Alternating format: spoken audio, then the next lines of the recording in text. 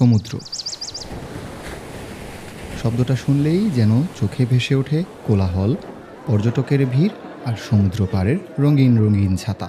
কিন্তু বাংলাদেশের মানচিত্রে এমন দুইটি সমুদ্র সৈকত আছে যা একই দেশে একই অপরের পাশাপাশি থাকার পরেও যাদের চেহারা সম্পূর্ণ আলাদা।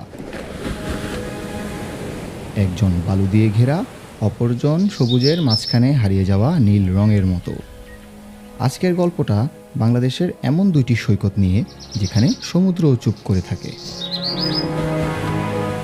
বাংলাদেশের দক্ষিণ পূর্ব উপকূলে অবস্থিত চট্টগ্রাম উপকূলরেখা আমাদের দেশের অনেকগুলো বৈচিত্র্যপূর্ণ জায়গার মধ্যে অন্যতম। একমাত্র এই জায়গাতেই পাহাড়, সমুদ্র আর ম্যানগ্রোভ বন একসাথে দেখা যায়। এজন্যই এসব উপকূলে গড়ে উঠেছে এমন কিছু সমুদ্র সৈকত যা শুধুমাত্র বালি আর নোনা পানি নয়, বরং প্রকৃতির এক অদ্ভুত সংমিশ্রণ। যার মধ্যে প্রথমটি হচ্ছে চট্টগ্রাম জেলার সীতাকুণ্ড উপজেলায় অবস্থিত গুলিয়াখালী সমুদ্র সৈকত।